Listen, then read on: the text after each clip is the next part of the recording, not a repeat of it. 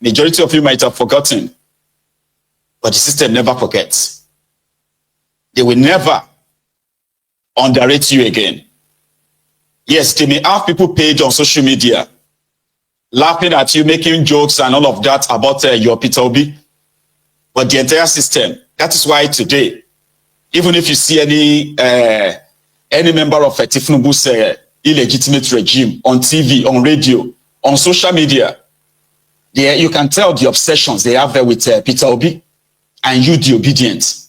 Because what you did to them in 2023, that they managed, right, to escape. They won't let that happen again. And this time, it is always going to be like, you know what, we have to stop them in their wake now. So when they are talking about coalition, the coalition is not, this is not my theory, remember? Some believe that the coalition is not about how to stop TINUBU in 2027. All this drama you are seeing or witnessing with RUFAI and co. They actually the plot to stop your Obi because they have no idea. Now, wow, guys, if you're following Nigerian politics, you have to be thinking outside the box, because if you want to think straight, you will be misled. They will just leave you behind. You will think that they are going like this. You don't know that they are going that way. What? This video of Maiyegun, it just opened my mind. I said, what?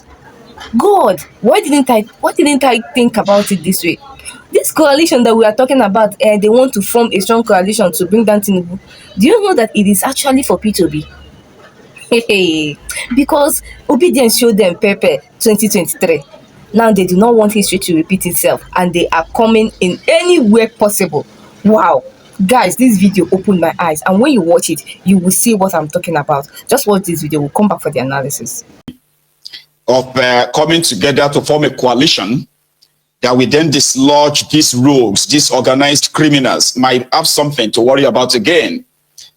Your own naivety, ignorance, and others, and sometimes, right, or should I say include, your innocence. They are all about to be toyed with again, you know, emotional damage and all that. Because they know that nothing they are doing right now that you call illegitimate government of TINUBU, there's no action that they are currently carrying out as we speak that is not premeditated, coordinated, including some of the unsuspecting moves. Maybe not fully unsuspecting, because there are so many of us who knows that TINUBU and his gang, they have their tentacles spread across every group. In fact, they have all their seed planted in every group, whether it is political, religious, or even traditional. So this is how deep, you know, the deep state is, the corrupt system. They call it a deep state in America. So when RUFAI and his gang, or should I say, RUFAI pretended to be a lone ranger, putting together a team of avengers that will come back to avenge whatever is the, you know, political disappointment he has suffered under TINUBU. So the Lone Ranger, RUFAI of Kaduna, continued to walk about with this suspicious garment of his for real, knowing all his antecedents and his own actions, right, that brought about these rogues in charge of Nigeria today, TINUBU and his gang. So suspicious of his moves have sprung up so many other conspiracy theories. And we can't dislodge all of them. We just need to scrutinize them and see. There are some people who believe that considering the position of RUFAI in 2023, you know, that brought about this Mumu ticket, this, you know, jihadists in power, as well as kleptomaniacs who pretended to even be religious in order to push their religious agenda for their ascension to power. So for those of you who kind of remember the roles of this RUFAI, you know, it is quite shocking to some how that sort of you know, move, political move, that resulted into what is always probably envisioned and always like, you know, the supremacy of a religion. What is the political appointment to that? That RUFAI is now embarking on a journey of uniting the opposition against TINUBU. So it is like a mixed, a basket case of a conspiracy But on Maiyegun's diary political tonight, we are going to take them one after the other, empty everything, like like every thread, so that it will be easier for you as a layman to possibly decipher whatever it is that is going on. There are those who already have their conclusion, by the way, but for the Templars and the Temple of Truth on Maiyegun's diary political, I am here to share those information with you. Now, what you make of that is totally yours. You can look at it and ignore and say, well, it's just conspiracy theory. It doesn't make any, what have you, okay? And to those who probably will understand the otherwise, it's also up to you. I have my own theory. This is not mine. However, it is a little bit, insidious enough that we want to look at it. And I want to share that with you. Now, it is not new who RUFAI is. But what some of you should, without ignoring the Stockholm syndrome that people kind of like suffers, right? When the obedient movement was to be birthed, everybody should understand that the genesis of that obedient movement, right, was simply because of the disappointment, the rejection of everything that has to do with APC, starting from the time of the killings of young people in Nigeria under Boko Haram in 2020 and SARS.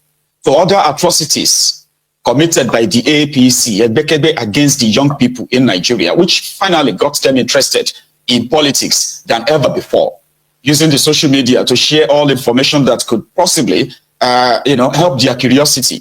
And 2 years down the line, 2022, they decided that, if we do not want to be, if we don't want to continue to be insufferable or continue to live like slaves under this APC, number one, people destroying people won't be an option. They actually said that, but they won't go along with the regularly known, politicians. So they started digging until they found Peter Obi. So finding Peter Obi, they started pushing and asking him to run for office. Like, to them, they believed it's all about, because they were even challenged that if they were not comfortable with APC, they should go and start their own political party and possibly, right, go and contest election and defeat APC. So this challenge was literally taken up by these young people, even older people in that contraption, home and abroad. That was what gave birth to this their obedient movement. A movement that was built on, the belief, which some of us believe is not really kind of like a belief, but an illusion. However, a belief that if the citizens rise up to their own social, civil responsibility, right, they may actually change their destiny by voting out, according to them, voting out incompetent politicians, criminal politicians, directionless politicians like APC, But in the process, in that euphoria, they forgot that the people that set the rules, right, will actually determine the end game. They ignored all warnings. So they delved into it, like believing that if they have the number, they can get rid of these rogues. However, the establishments did all they could as well to undermine and compromise them as well, right? So in a space of 6-7 months, they shook the entire system. They actually really shook the entire system that the panic button was pressed. That would these guys dislodge APC, for real. So you know what happened? Shut down the IRF, on the day of election, waited for another maybe 1 week before they announced the bogus result that produced this druggie, certificate forger, TINUBU. Because what you shouldn't forget is how you made them feel. All of you, the obedient, watching me this hour, maybe 2 years is a long time for you to have forgotten what you actually did to that system and the establishment. For the first time, people destroying people, APC, they were united. They were scared of what would be if the 4 people tweeting inside the room had become like a tsunami that was about to sweep off the entire establishment, that they got so panicky that the system they bragged, they test run, they bragged about that it is uncompromisable, fell apart on the day of election. which, eventually, not only that it exposed the system to these young people, it also, the electoral system, it also exposed, right, the judicial system. It also exposed so many people that some of you held in high esteem to see that these were actually close-set enemies of this contraption. They were not interested in actually getting, getting Nigeria out of the wood. They are benefiting from this rot. Even though they are pretending as well to be on the side of the people. So this, your movement exposed all of that to the point that they were called fascists for loving Nigeria too much, for wanting a better country that they are going to live in. The older generation ganged up, majority of them ganged up against them, called their names. They were to be hated. They were attacked. So you made them feel like they could have been out of power by now. The entire trajectory of this contraption probably could have changed. It could have been a moment, because it was also the voter movement when all these fake trick additions from northern Nigeria, where they always have 20 million votes, 50 million votes coming from God knows where. You neutralized all of that, demystified a lot of things. That's how you made them feel. So what some people are now feeling, they are now projecting about this coalition, that their belief is that it is not about bringing the opposition together to stop TINUBU. It is actually about, already what you have in Nigeria is called controlled opposition. Okay? Out of 20 political parties or 30 political parties you have in Nigeria, TINUBU has investment in more than, in fact, with PDP right now, TINUBU controls the entire 30 parties. If you have 50 political parties in Nigeria, TINUBU's presence is in every political party. As much as some of them would deny, here you get now. But they know what they are doing. So how could you, in a space of 7 months, there is no politician that can try that, not even TINUBU. TINUBU, if they denied him in APC, TINUBU cannot put together a political party, right, in 7 months, enough to run for president of any country like you, the Obidients, did before you got shortchanged. No political party, no politician in Nigeria that can try that. Nobody, none of them. But you went it all alone, which indeed also helped at the establishment enough that, their naivety, their ignorance in some level, the compromise system that is dishonest, there's always going to be a way out. We can always change the rules of the game or change the goalposts during the game. But they didn't forget how you made them feel, how panicky they became, how worried they were, to the point that the system they swore that was impenetrable, unhackable, suddenly shut down. Until today, the election results announced by INEC, the election result that they said TINUBU won with 8 million votes. If you go to the INEC website right now, they still haven't uploaded up to 80% of the results. Go to their website right now. And this is like 2 years after. So this is how much you made them feel. You made them feel so incompetent, foolish, stupid, almost losing it. So they just have to kind of become crude about it. That, okay, you know what? Do your worst. Unfortunately, it was Peter Obi that stopped you then to say you don't have to. Even though some people still say you don't. You didn't need Peter Obi to fight for your, for your rights or what have you. So there are those people who now believe that majority of you might have forgotten, but the system never forgets. They will never underrate you again.